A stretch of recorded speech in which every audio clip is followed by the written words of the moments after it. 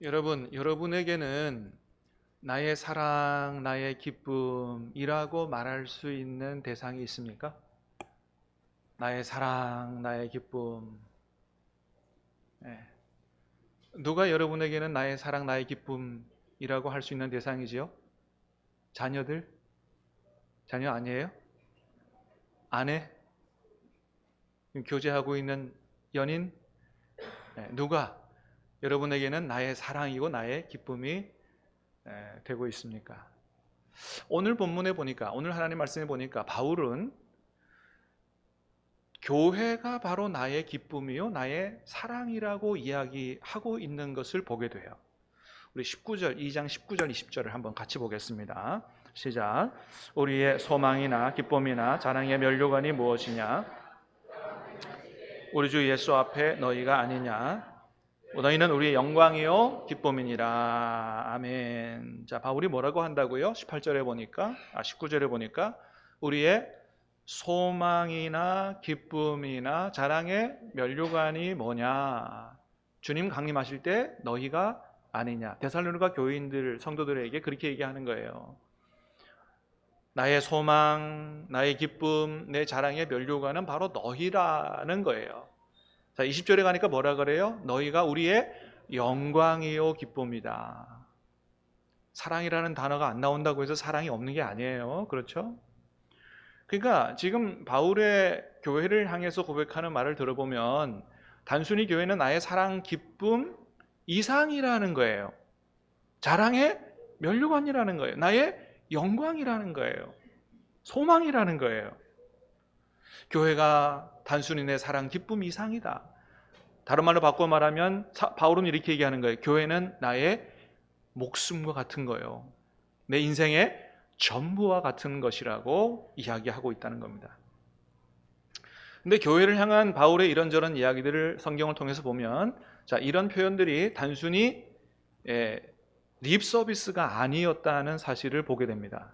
그냥 입으로만 하는 얘기가 아니었다는 걸 보게 돼요. 골로새서 1장 24절을 보니까 이렇게 얘기해요. 시작. 나는 이제 너희를 위하여 받는 괴로움을 기뻐하고 그리스도의 남은 고난을 몸된 교회를 위하여 내 육체에 채우노라. 바울이 골로새 교회 성도들에게 한 얘기예요. 나는 이제 너희를 위하여 받는 뭐를요? 괴로움을 기뻐한다는 거예요. 교회를 섬기면서 받는 괴로움을 기뻐한다는 거예요. 또 교회를 섬기면서 받는 고난도 있는데 그 고난을 어떻게 생각한다고요? 그리스도의 남은 고난이라고. 이건 예수님이 못다한 그 남은 고난을 교회를 위해서 수고하고 고난받은 그것을 내가 내 육체에 기꺼이 자원하여 채우겠다고. 나는 기쁨으로 그것을 하겠다고. 그렇게 이야기하고 있다는 거예요. 그리고 실제로 바울은 그가 그렇게 이야기한 대로 그렇게 살았지요. 데살로니가 교회 성도들을 향해서도 이렇게 얘기해요. 우리가 읽지 않았습니다만은 2장 8절을 보니까 그랬어요. 시작. 우리가 이같이 너희를 사모하여 하나님의 복음뿐만 아니라 우리의 목숨까지도 너희에게 주기를 기뻐함은 너희가 우리의 사랑하는 자 됨이라. 아멘. 바울이 교회를 향해서 뭐라 그런다고요? 우리가 이같이 너희를 사모한다 그랬어요. 바울이 교회 성도들을 사모한다 그랬어요. 근데 그뿐만 아니고 복음만 전해준 게 아니고 뭐까지 주기를 원한다? 목숨까지. 교회를 위해서, 내가 당신들을 위해서 목숨까지 주기를 기뻐한다는 거예요. 이유는 뭐예요? 내가 너희를 너무너무 사랑하기 때문이다. 교회를 너무너무 사랑하기 때문이라는 거예요. 자, 데살로니가서 3장 7, 8절 오늘 말씀도 보겠어요. 시작. 이러므로 형제들아 우리가 모든 궁핍과 환난 가운데서 너희 믿음으로 말미암아 너희에게 위로를 받았느니라. 그러므로 너희가 주 안에 굳게 선즉 이제는 우리가 살리라. 아멘. 사도행전에 보면 바울이 이 데살로니가 지역에 가서 이 데살로니가 교회에게 어떻게 복음의 말씀을 전했는지가 나타나 있는데 3주밖에는 말씀을 못 전했습니다. 다른 데서는 1년 6개월도 있고 3년도 있고 그랬는데 이 데살로니가 교회에는 3주밖에 말씀을 못 전했어요. 3주밖에 못 전하고 마치 도망쳐 나오듯 야반도주하듯 거기서 도망 나왔습니다. 그리고 지금 다른 지역에 가서 가만히 생각해 보니까 너무너무 이 데살로니가 교회 성도들이 걱정이 되는 거예요. 제대로 말씀을 가르쳐 주지 못하고 왔는데 이렇게 궁핍도 심하고 환난도 있고 한데 이 데살로니가 교회 성도들의 믿음이 혹시 무너지지는 않을까 심히 걱정하고 고민하고 있는데, 디모데를 통해서 들려온 얘기는 데살로니가 교회 성도들이 예수님을 너무 잘 믿고 있다는 얘기가 들려온 거예요. 그래서 위로를 받았다고요. 그러면서 8절 뒤에는 뭐라 그런다고요? 우리가 이제는 살리라, 그렇게 얘기해요. 너희가 주 안에 굳게 선즉, 너희가 예수님을 제대로 잘 믿고 믿음에 흔들리지 않는 신앙생활을 하고 있다는 걸 들으니 이제는 우리가 살겠다, 내가 살겠다는 거예요. 다시 바꾸어 말하면 이런 좋은 소식, 데살로니가 교회 성도들의 굳건한 믿음의 소식을 듣기 전에는 어떤 마음이었다? 죽을 뻔했다는 거예요. 정말 죽을 뻔했다. 근데 너희가 잘하고 있다니 이제는 살겠다. 그런 거잖아요. 여러분, 교회를 얼마나 걱정했으면, 바울이 교회를 얼마나 사랑했으면 그 교회의 걱정 때문에 죽을 뻔했다는 거예요. 교회를 사랑하는 바울의 마음은 도대체 어떤 마음이었을까? 한번 생각을 해봅니다. 자, 9절도 한번 읽어보겠습니다. 시작. 우리가 우리 하나님 앞에서 너희로 말미암아 모든 기쁨으로 기뻐하니 너희를 위하여 능히 어떠한 감사로 하나님께 보답할까? 하나님 앞에서 너희로 말미암아, 교회로 말미암아 어떻게 한다고요? 모든 기쁨으로 기뻐한다. 한마디로 말하면 나에게 더 이상의 다른 기쁨은 없다는 거예요. 오직 무엇이 나에게 가장 큰 기쁨이다. 교회가 나에게 가장 큰 기쁨이라고 이야기하고 있는 거예요. 여러분, 여러분에게는 무엇이 여러분에게 가장 큰 기쁨입니까? 한번 생각해 보시기 바랍니다. 무엇이 여러분에게 가장 큰 기쁨이에요? 여러분의 자녀들이에요? 아니면 여러분의 지위예요? 여러분이 가지고 있는 힘이에요? 재산이에요? 뭐예요? 바울은 뭐라고 얘기한다고요? 교회가 나의 모든 기쁨의 기쁨이다. 그러면 여러분, 도대체 교회라는 게 뭐길래? 교회라는 게 뭐길래 도대체 바울은 이렇게까지 교회를 사랑하고 나에게 더 이상의 기쁨은 없다고, 오직 교회가 나의 사랑이요 나의 기쁨이요 소망이요 자랑이요 면류관이요 영광이라고 이야기하는 것일까요? 첫 번째는 교회는 주님께서 피 흘려 세우신 곳이기 때문에 그렇습니다. 교회는 어떤 곳이라고요? 주님께서 피 흘려 세우신 곳이기 때문에 그래요. 사도행전 20장을 보면 바울이 밀레도라는 곳에서 에베소 교회 장로님들을 만나서 이런 얘기를 해요. 자, 사도행전 20장입니다. 시작. 여러분은 자기를 위하여 또는 온 양떼를 위하여 삼가라. 성령이 그들 가운데 하나님이 자기 피로 사신 교회를 보살피게 하셨느니라. 자, 교회가 어떤 교회라고요? 하나님이 자기 피로 사신 교회라는 거예요. 여러분, 교회는 그냥 사람들이 동호회처럼 이렇게 많이 모인다고 해서 교회가 되는 게 아니라는 겁니다. 교회는 그렇게 세워진 게 아니라는 거예요. 교회는 어떻게 세워진 거라고요? 주님께서 십자가에 달려 피 흘려 죽으시는 대가를 치르고 그 피값을 주고 산 것이 바로 교회라고 이야기하는 거예요. 바울은 교회가 어떤 것인지를 제대로 알았어요. 이건 수십억 주고 살 수 있는 게 아니라는 거예요. 하나님의 아들 독생자 예수 그리스도의 피값으로 세워진 것이 교회니, 그것을 잘 알고 있는 바울에게 교회가 어찌 가장 귀하지 않을 수가 있느냐는 거예요. 여러분, 저와 여러분에게는 가장 귀한 게 뭐예요? 무엇이 저와 여러분에게 가장 귀해요? 피값을 주고 산 것보다 더 귀한 게 어디 있을까요? 한 2010년경에 저 통영에서 공장에서 일하던 한 청년이 사망사고가 발생을 했는데 장례보상금이 한 2억 정도 나왔다 그래요. 근데 이 부모님이 그 장례보상금 한 2억 받아서 어떻게 했냐면 대한적십자사에 다 기부를 했어요.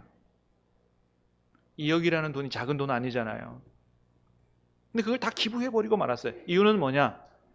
우리 아들이 살아있는 동안에 헌혈을 많이 해서 헌혈하기를 즐거워했고 그것으로 다른 사람 돕기를 즐거워했고 적십사로부터 또 상도 받았고, 그래서 우리 아이가 죽은 그 피값으로 받은 이 돈을 그냥 쓸 수 없다는 거예요. 그냥 그렇게 쓸 수 없다는 거예요. 이건 단순한 2억이 아니기 때문에 가장 값어치 있게 써야 된다. 그래서 아들의 평소의 그 마음과 뜻을 받들어서 적십자사에 이렇게 기부를 했다는 겁니다. 여러분 그렇습니다. 부모님이 왜 그렇게 했어요? 자기 수중에 갖고 있으면 얼마나 든든하고 좋을 텐데 빚값으로 얻은 돈이기 때문에 그런 것이죠. 예전에도 제가 한번 간증을 했습니다마는 하나님께서 저에게 교회가 얼마나 소중한 곳인가를 깨닫게 해주시는 사건이 있었다, 그렇게 말씀을 드렸어요. 제가 서울에서 전임 전도사 하던 시절이었는데 그때 섬기던 교회가 상가 교회였어요. 상가 교회, 상가 지하에 있는 교회입니다. 성도들이 한 50명 정도 모이는 그런 교회인데 지하에 있다 보니까 여름철 되면 곰팡이 냄새가 많이 나요. 교회 주일마다 이제 들어가거나 예배 때마다 들어가면 곰팡이 냄새가 그렇게 나요. 그리고 이제 저지대, 낮은 지대에 있다 보니까 폭우가 쏟아지면 물이 그냥 그 지하 예배당으로 완전히 그냥 쏟아져 나오는 거예요. 막 천장 다 뚫어지고 그러면 그 물을 이제 밤새도록 퍼내는 거죠. 네. 너무너무 힘들어요. 여러분 물통 가지고 그거 한번 퍼내 보세요. 그것도 교인이 별로 없으니 허리가 끊어집니다. 그러다 보니까 제 마음에 불평이 생겼어요. 내가 왜 하필 이런 교회 와가지고 이 고생을 하나?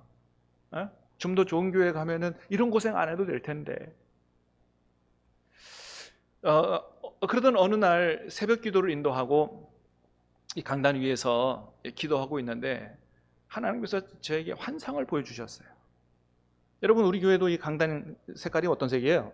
빨간색이잖아요. 대부분 교회 강단이 빨간색 카페트로 깔려져 있습니다.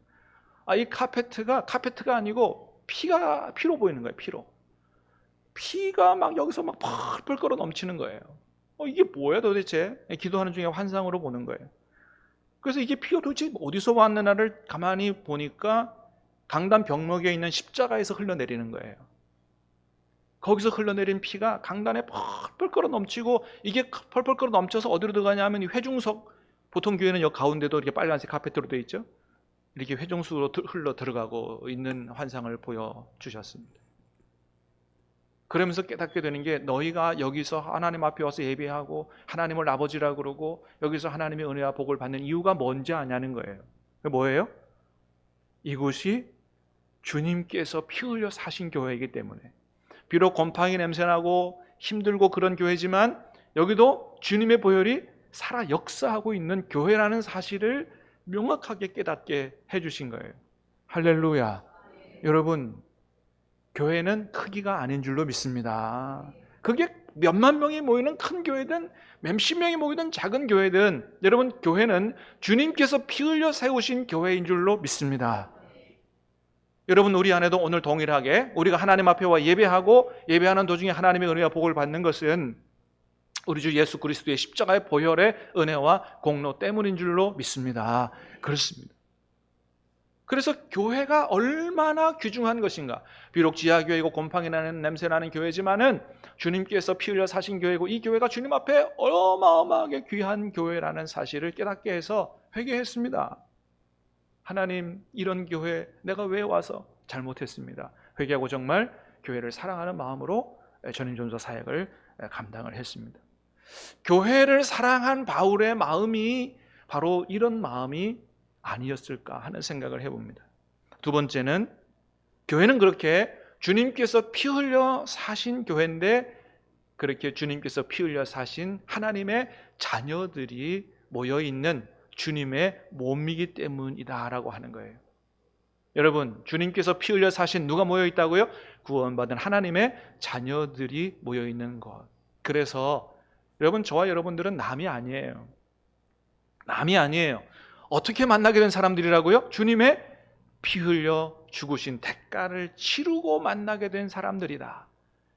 그래서 하나님을 누구라고 부르는 사람들이라고요? 아버지라고 부르는 사람. 여러분 하나님 아버지라고 안 부르시는 분 여기 계세요? 하나님 아저씨 안 계시죠? 우리가 다 하나님을 아버지라고 부른다면 우리는 다 뭐라는 거예요? 한 아버지를 섬기는 형제 자매라는 거예요. 믿습니까? 하나님의 자녀요, 형제 자매요, 하나님 안에서 만난 형제 자매들은 어디까지 가서 살 사람들이다? 천국까지 가서 영원히 함께 살 사람들이다. 믿으시기를 주님의 이름으로 축복합니다. 그렇습니다. 남이 아닌 거예요. 저와 여러분 남이 아니에요. 엄청나게 귀한 만남이라는 사실이에요. 많이 하던 말씀 다시 한번 하겠습니다. 우리가 남이가, 한번 해봐요. 우리가 남이가, 다른 데서 잘 안 하잖아요. 부산은 잘 하잖아요. 성경적이에요. 우리가 남이가. 그래서 우리가 남이. 여러분, 이게 말로만 아니고 정말 마음으로 느껴질 수 있게 되기를 주님의 이름으로 축복합니다. 바울이 교회 성도들을 향한 마음이 그런 마음이었다는 거예요. 여러분 17절 18절 같이 보겠습니다. 시작. 형제들아, 우리가 잠시 너희를 떠난 것은 얼굴이요 마음은 아니니 열정으로 더욱 힘썼노라. 그러므로 나 바울은 한 번 두 번 너희에게 가고자 하였으나 사단이 우리를 막았도다. 아멘. 자, 바울이 데살로니가 지역에 가서 한 3주 말씀 전하다가 갑작스럽게 떠나왔습니다. 그런데 떠나온 거는 뭐라고요? 17절에 보니까 마음은 아니라는 거예요. 내가 떠나왔지만 마음은 항상 너희를 향해 있다는 겁니다. 그리고 너희 얼굴 보기를 힘썼다는 거예요. 열정으로 힘썼다는 겁니다. 그래서 몇 번 가기를 힘썼다? 한 번, 두 번 가기를 힘썼다. 사단이 우리를 막았다. 17절에 보니까 18절에 보니까 17절의 고백이 좀 신빙성이 떨어지는 것 같죠? 아이고 겨우 한두 번 얘기 힘쓴 것 같고 그러냐? 그럴지 모르지만 여러분, 사실은 바울이 3주 가서 말씀 전하고 도망 나오듯이 그렇게 야반도주 하듯이 데살로니가 지역을 떠나온 데는 이유가 있었습니다. 그 이유가 사도행전 17장에 잘 나타나 있어요. 한번 보겠습니다. 시작. 그러나 유대인들은 시기하여 저자의 어떤 불량한 사람들을 데리고 때를 지어 성을 소동하게 하여 침입하여 그들을 백성에게 이끌어내려 하였으나 발견하지 못함에 야손과 및 형제들을 끌고 읍장들 앞에 가서 소리질러 이르되 천하를 어지럽게 하던 이 사람들이 여기에도 이르매. 자, 데살로니가 지역에서 막 쫓겨나오듯이 도망 나왔는데 이유가 뭐라고요? 바울이 데살로니가 지역에 가서 복음 전하는 걸 싫어하던 유대인들이 불량배를 동원해서 바울을 잡으려 했던 거예요.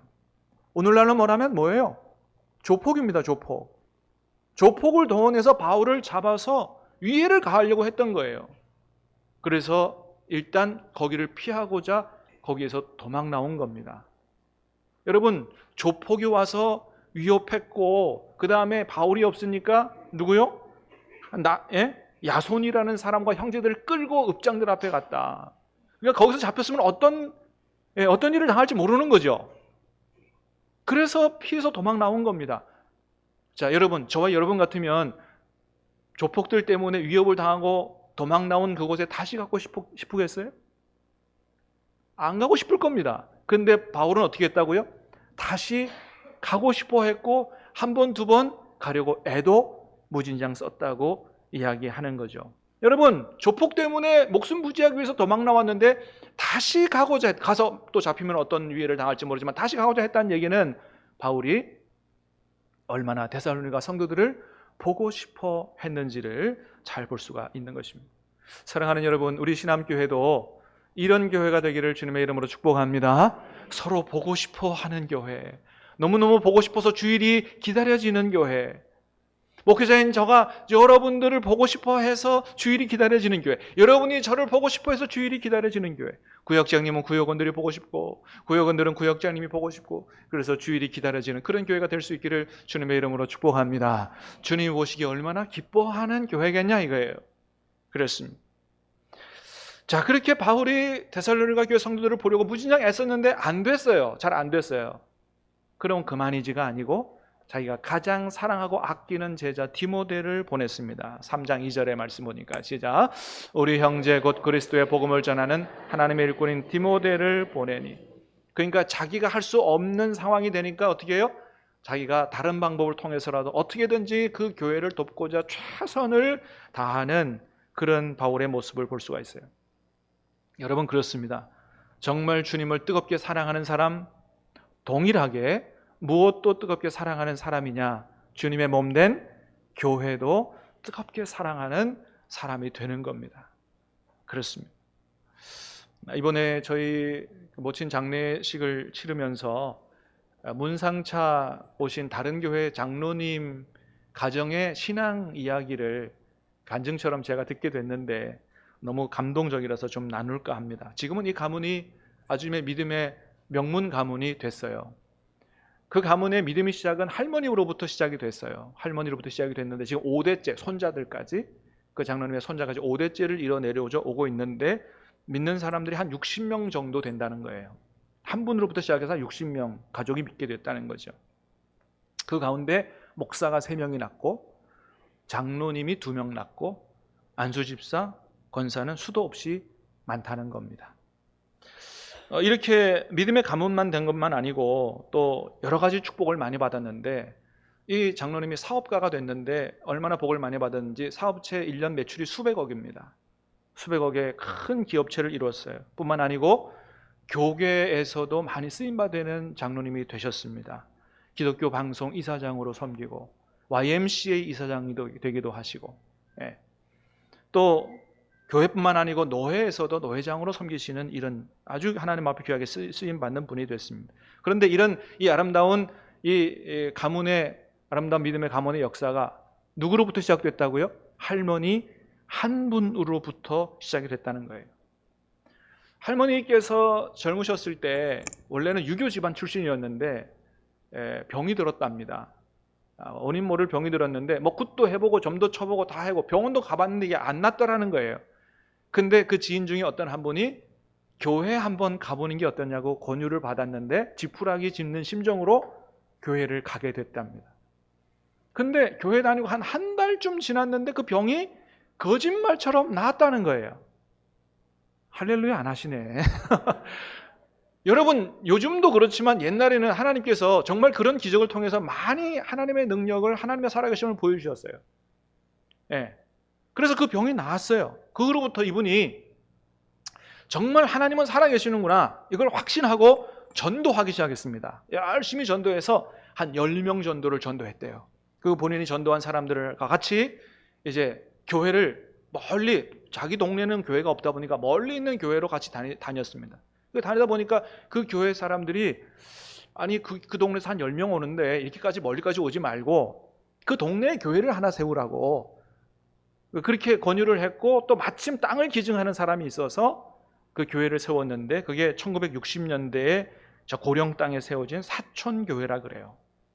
그래서 교회를 세우는데 그 교인들 10명하고 그 사람들이 부족하니까, 옛날에는 뭐 돈이 있어요 뭐가 있어요, 교인들이 그냥 모래 퍼 나르고 벽돌 지어 나르고 막 그렇게 했잖아요. 거기도 마찬가지로 이 할머니 되시는 분이 집안의 어른이시다 보니까 안 믿는 뭐 조카들 뭐 다 불러가지고 그냥 교회를 해서 덩달아서 지은 교회가 사촌교회라 그럽니다.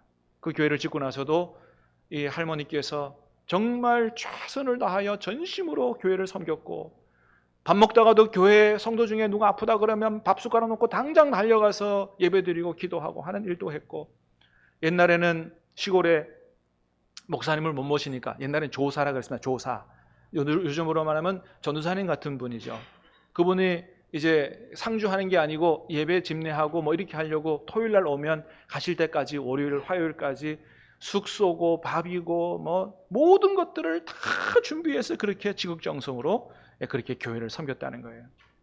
그런 열정으로 며느리, 장로님의 이제 어머니입니다. 며느리, 불교 다니는 며느리 데리고 수요 예배 꼭 데리고 다니다가 결국 그 며느리도 전도했고, 이 장로님의 어머니 되시는 분이 이제 하나님을 섬기면서 아이를 3남 2녀를 낳았는데, 첫째가 장로님, 둘째가 딸인데 목사의 사모, 셋째 딸 남편은 장로, 넷째 아들이 안수집사, 그 다음에 막내가 목회자가 됐는데 지금 우리 동네 옆에 있는 저 부산진 교회 담임 목사님이 막내 아들이라 그럽니다.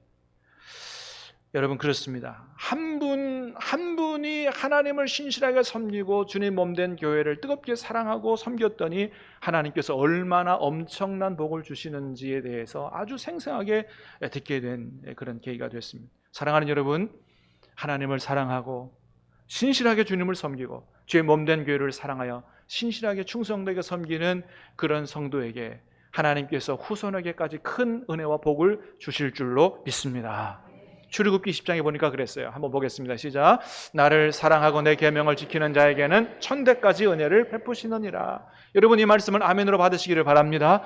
하나님을 진실로 사랑하고 말씀대로 행하고 죄 없는 교회를 사랑하는 자에게 천대까지 하나님 복을 주시겠다는 거예요. 여러분 그렇습니다. 오늘 나 한 사람이 하나님 잘 섬기는 것이 얼마나 우리 후손들에게 큰 은혜와 복이 되는지 여러분 가슴에 새길 수 있게 되기 바랍니다. 하나님께서 반드시 복을 주신다. 아브라함 한 사람 때문에 그의 후손이 복을 받았고 다윗 한 사람 때문에 그 나라가 복을 받았다고 하는 거예요.